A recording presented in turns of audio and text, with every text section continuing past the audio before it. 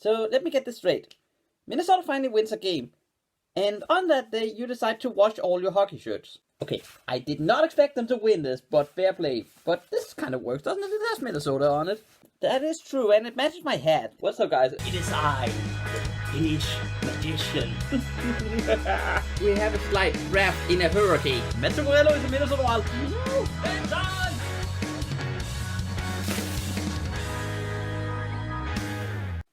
You never get tired of winning a hockey game, do you? Even in a season where things go wrong, winning is everything. Well, they might have beat us last time 4-0, but this time, Minnesota Wild won 3-4. First home win, great to see, in a game that I feel was important to actually win. I know that sounds weird coming from a team that probably should be tanking, but you cannot lose all the hockey games. I said it before and I'll say it again. You cannot lose 82 games in a season. You become a laughingstock. You're playing the Montreal Canadiens on the second half of a back-to-back. They have their backup starting the game. Surely that's a game you just win. Even if you're a tanking team, surely that's a game you win. And despite some scares, we got the win, which was very nice to see. Especially due to a fantastic performance from Jason Zucker, who played a phenomenal hockey game, in my opinion. Probably his best of the season. Also, a few things worth mentioning before going into the game.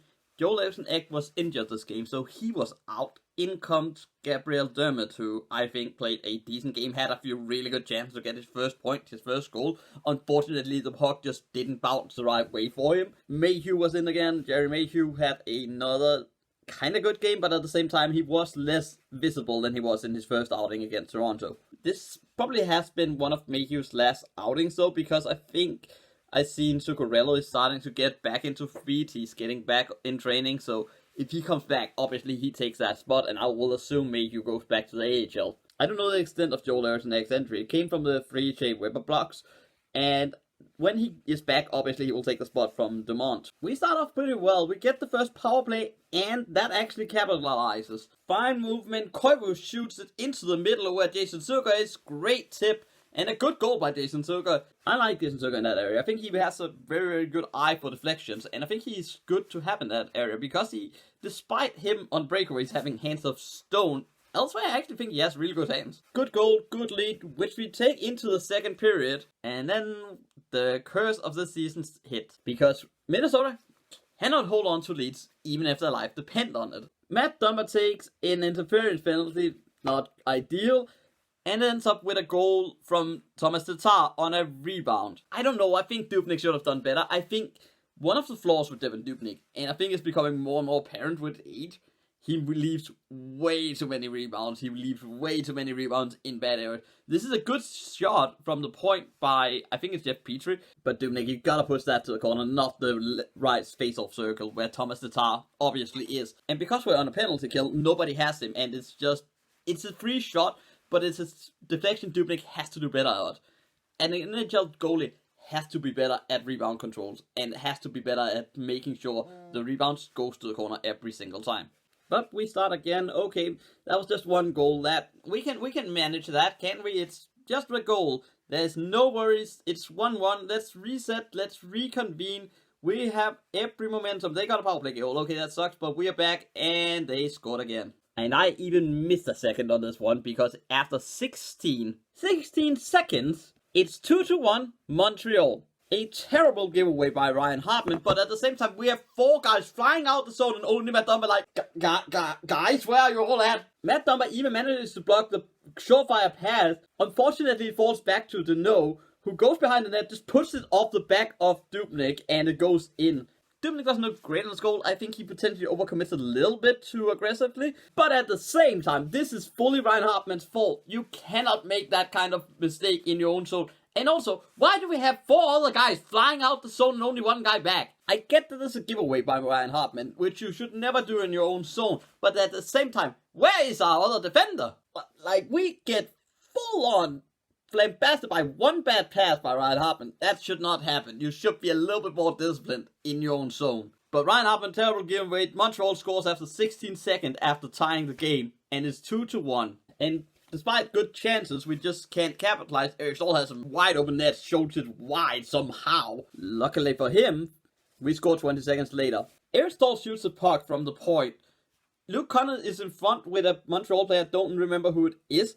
It hits his skate and goes out to a wide open Marcus Foligno, who easily puts the puck into the wide open cage. Marcus Foligno has been one of the best players we have had this season. Again, just like Brett Hunt, it's amazing for Marcus Foligno. I think he's been great for us. But it's a little bit worrying when it's your fourth liner and your third pair defenseman that is the best players on your team. I still miss a lot from the top guys. Kevin Fiala, Mikko Koivu, Erik Staal. I know he just had an assist. Zach Parise hasn't shown enough. I'll get to him in a second because he actually did a lot of good things in the third period.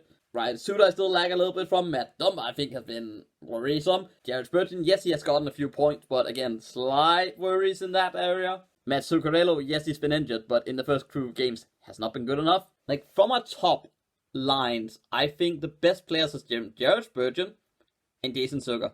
Those have been our two best players, but everyone else has just not shown up properly. I also expect more from Ryan Donato. I expect more from Jordan Greenway. I expect a lot more from that line in general. It's good to see the fourth line being good, but you definitely want your first line being good before your fourth line. Big goal to get just before the second period end. We go into the third period, and Montreal scores after 4 minutes. On a goal that's just... I don't even have words for it. Brendan Gallagher gets into the zone. He has a good shot, but again, Dubnyk, you gotta do better with the rebound. It goes off his blocker. And Matt Dumba is way too soft on Philip Deneau. Like, it goes off Dumba, then Philip Deneau. But the thing is, Matt Dumba is almost in Dubnyk's face at this point. Dumba has to stop him before he goes into the crease. He has to stop him way before, like, make sure I stop and you stop as well. You cannot, as a defender, let the forward get that close to goal, because that is where opportunities get created because of rebounds. Who's soft by Dubnyk in terms of the rebound? That is bad rebound control, but at the same time, Dumba has to be stronger, has to get Philip Deneau to take a way wider line, get him away from the goal, has to be more clever. Dumba for me defensively has not looked like last season's Matt Dumba. He has looked like this Matt Dumba that made a lot of random errors before he got his contract, before last season, before like the St. Louis series even. He seemed immature. He seemed like to make really bad decisions. He doesn't seem to be that checking forward who was no nonsense, but also able to make the smart defensive plays. Matt Dumba has not been good enough. Dubnyk wasn't good enough in this play. Not great all around, and that for me, I thought this was game. I thought this was just another mad opportunity. I was genuinely upset at this point because we didn't look like we were going to get another one. But on the power play, Minnesota has one guy performing at the moment. Not the first guy you would expect, is it, Montreal Canadiens fans?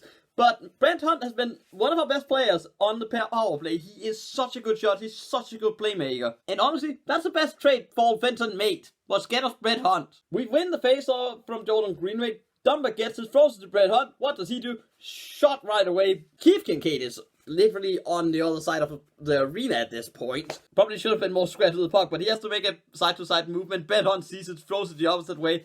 Bang. And it's 3-3.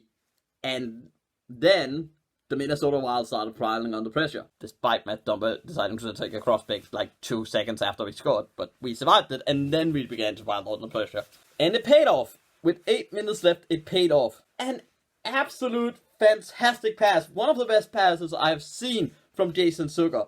Go through 3 Montreal Canadiens. You can't even blame them because they are actually positioned right. Maybe the third guy in is a little bit too far away from the eventual goal scorer, Zach Parise, and maybe one of his defenders could have stepped up a little bit on Jason Zucker, making the pass just a little bit more difficult. Regardless, Jason Zucker finds a pass that's put on a string to Zach Parise, who has been taking a rush opportunity. We can score on the rush. We can actually attack off the rush. I think that's the first time I've seen this season where we actually use speed to attack a defense, to attack off the rush. That's been frustrating this year, hasn't it? But a perfect pass to a sprung Zach Parise. He makes no mistake of it. That's the old Zach Parise. That's the Zach Parise I want to see. That's the Zach Parise I've been missing all season. Perfect shot by Zach Parise. Roofs it on Keith Kincaid, who has no chance on this one. And the XL Energy Center has life. It might not have been a sellout, but it was loud. It was very loud at this point. You could feel energy. And as I said, this was an important game to win. We had to show some willingness. We had to show some fight. We had to show that we at least are a team that can compete with some others. That we aren't the new Ottawa Senators. We are actually a team that's able to win a few hockey games in the National Hockey League, a team to be taken somewhat seriously. Those games matters, and you could feel it in the building. You could see it on the team. It was great to see Zach Parise score like that. It was great to see us play like that. This is Bruce Boudreau hockey in a nutshell. When you're up with 8 minutes left, this is where he likes to be. He can shut it down, make sure nothing happens, and we did. We won the game 4-3. Bye-bye, Les Canadiens. Now we play Edmonton, which on paper should be a game we could win, but when you see how they played, you know 2 guys have to be shut down, which is way easier said than done. Find a way to shut down McDavid, find a way to shut down Leon Draisaitl. If you can do that, you have a good chance of winning, but shut those down. But again, we need a strong defensive game. We need a good offensive game. We need to play a lot more like we did after we got behind in the third period. Can we play like that an entire game? I think we have a chance to win against the Edmonton Oilers. We're at home. We need to win this type of games. I know the people want to tank, but you cannot go 80 games lost in a season. You need to win a few. As I said, I want to win 25 games. Regardless of what happens, I want to win 25 games at least. This is a good chance to win one. Get a kind of streak going. Get like 2 in a row. Get some fan hype again. Get some energy. Get some... Oh, at least we're trying. At least we're competitive. At least we have a reason to show up for games. At least we have a reason to go and watch these games. I have a reason because I have to make videos, but again, give a reason to watch the games. Give a reason for me to go sit up at 2 a.m. and watch these kind of games. Give people like me a reason to go watch them. Give me a reason to sit up, spend my time using these videos, making this. This is your chance. This is why these games matter. Even if you want to tank, you cannot go into a game wanting to lose. As a fan, that's just not natural, for me at least. But that is it for this one. Thank you very much for watching, and I'll see you guys against Edmonton.